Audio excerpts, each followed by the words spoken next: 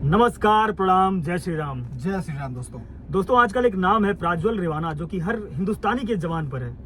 और इस बात को मैं ऐसे शुरू करना चाहता हूं कि इंसान को अपना नाम, अपनी पहचान, अपनी लेगेसी बनाने में एक जन्म लग जाता है, लेकिन नाम खत्म करने में मिनटों का समय लगता है। हिंदुस्तान के भूतपूर्व प्रधानमंत्री, former prime minister HD Deve Gowda, उनके ग्रैंडसन यानी कि नाती जो प्राज्वल रेवाना है, इनके खिलाफ बहुत सारी, सैकड़ों, हजारों की संख्या में वीडियोज वायरल हुई हैं रेप करने के। बहुत सारे केसेस हुए हैं रेप करने के। और प्राज्वल रेवाना और इनके जो फादर हैं, उनके खिलाफ भी सेम केसेस वायरल हुए हैं। इनके घर में काम करने वाली जो मेड थी, उसने इनके खिलाफ और इनके फादर दोनों के खिलाफ, ये कर्नाटका के एमपी हैं, कर्नाटका में एक जिला है, वहाँ के एमपी हैं ये। सेम लेडी, हाँ, पिता पुत्र दोनों पे केस की है। मतलब कमाल हो गया। एक प्रधानमंत्री के घर में इस तरह की हरकतें, मतलब आप कैसे उम्मीद करोगे कि देश जो है वो सही हाथों में है। और मजे की बात यह है कि इनकी पार्टी जो जनता दल है, उसका गठबंधन भाजपा के साथ है, और कर्नाटका में, स्टेट में कांग्रेस की सरकार है। मतलब सब नंगे। अब इनके पिताजी भी इसी कांड में हैं इन्वॉल्व, ये भी हैं। इनके पिताजी कैसे इनको बोलेंगे? और मजे की बात तो ये है कि पिताजी और पुत्र जी, हाँ, दोनों एक ही लेडीज के साथ इन्वॉल्व हैं। मतलब इनके पिता उनको क्या कहते होंगे कि बेटा क्या मत करो जो मैं नहीं करता हूँ। आप मतलब सोच, इस चीज को सोचो जरा एक बार, सिहर जाओगे आप, पिता और पुत्र। अच्छा, राजनीति और महिलाओं का शोषण, राजनीति और महिलाओं का जो शोषण है, ये बहुत जुड़ा हुआ रिश्ता है। मैं आपको डेटा के साथ बताता हूँ कि हिंदुस्तान में जो इलेक्शन कमीशन का एडीआर है, जो वॉचडॉग कमेटी है, उसका डेटा बताता हूँ आपको।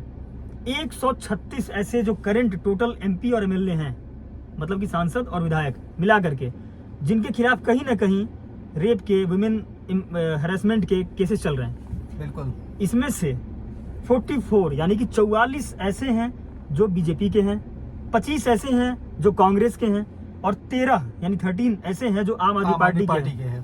तो भाई मेरे, कोई सेफ नहीं है, सब जगह खेल चल रहा है। और एक्शन क्या लिया गया?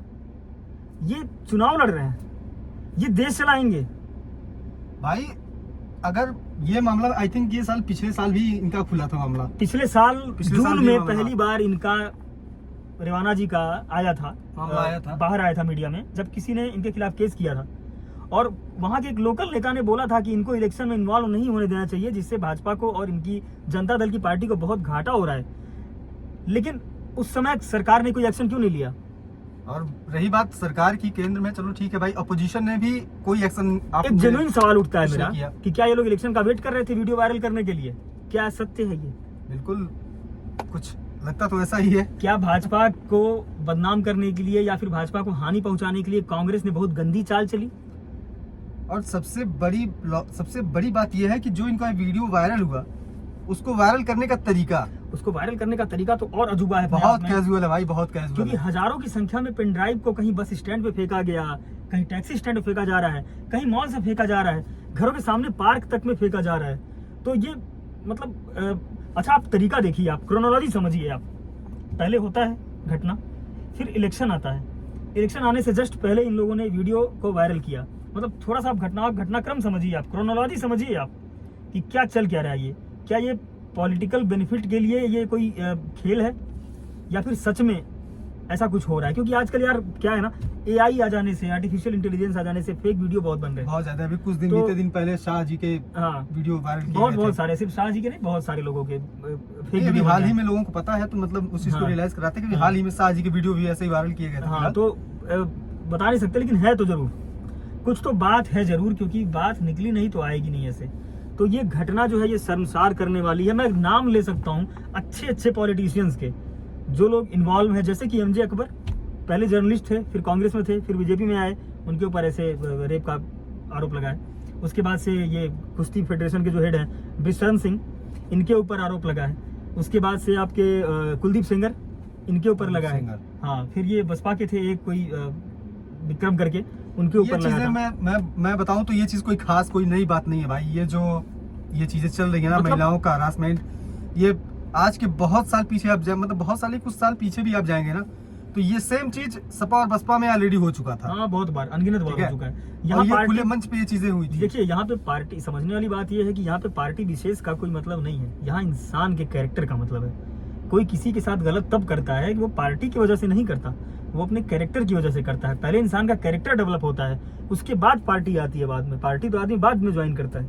और सबसे बड़ी बात यह है कि हम और आप वोट किसको दे रहे हैं, ये मतलब बता नहीं सकता हूँ कि ये कितनी ज्यादा गलत बात है। और इसको बिल्कुल इसके खिलाफ आवाज उठाइए आप लोग, ज्यादा से ज्यादा लोग आवाज उठाइए, क्योंकि हमारे जो पॉलिटिशियन हैं जिनको हम लोग वोट देते हैं, वो उनके ऊपर कम से कम इस तरह के आरोप तो ना लगे, क्योंकि ये लोग ऐसे हैं, पावर में आने के बाद ये लोग क्या करेंगे, क्या डिसीजन लेंगे ये लोग, विमेन एम्पावरमेंट के लिए ये लोग क्या करेंगे। आप खुद से जवाब दीजिए मेरा कि ये लोग महिलाओं के सशक्तिकरण के लिए क्या करने वाले हैं। भाई जहाँ एक हमारा देश वुमेन एम्पावरमेंट के लिए कहा जाता है, एक हमारा देश है जो नारी प्रधान देश कहा जाता है, बिल्कुल ठीक है, नारी बचाओ बेटी बचाओ बेटी पढ़ाओ, ठीक है। और उस समाज में अगर इस तरीके की घटनाएं सामने आती हैं, हाँ। तो यार ये जो है ना, ये बिल्कुल देखो, भारतीय जनता पार्टी खराब हो जाता है। ये शासन में बहुत निश्चित रूप से महिलाओं को सुरक्षा जो है मिली है, काफी मिली है। पहले हम लोगों के वहाँ लड़कियां औरतें घूमती नहीं थी रात में, अभी क्या है कि लोग आराम से, देखता हूँ लोग टहलते हैं, घूमते हैं, अपना काम करते हैं। तो अच्छा चीज हुआ है, किसी एक इंसान की वजह से पूरे समाज को बदनाम नहीं कर सकते, लेकिन फिर भी ऐसा इंसान नेता होना एक्सेप्टेबल नहीं है, बिल्कुल नहीं है। इनको ना सिर्फ इनका टिकट काटिए, और मजे की बात देखिए, ये जर्मनी में जाके बैठे हैं, भाग चुके हैं, ये भाग चुके हैं, जर्मनी में जाके बैठे हैं। और ये पता नहीं कैसे गए, इनको किसने इनका पासपोर्ट पे रोक नहीं लगी, पता नहीं क्या हुआ क्या नहीं हुआ, मेरे को नहीं पता। लेकिन ऐसे लोगों को बिल्कुल काटिए, बिल्कुल काटिए। और मैं थोड़ा सा इस चीज के भी खिलाफ हूँ, जिस तरीके से ये कैजुअल तरीके से ये वायरल किया गया था। भाई ये तरीका सही नहीं है, ठीक है। आपको अगर ये वीडियो लीक मिला, आपको कहीं मिला, तो सीधे आपको ये पुलिस स्टेशन गवर्नमेंट के हाथ में, गवर्नमेंट के किसी अधिकारी के हाथ में देना चाहिए था।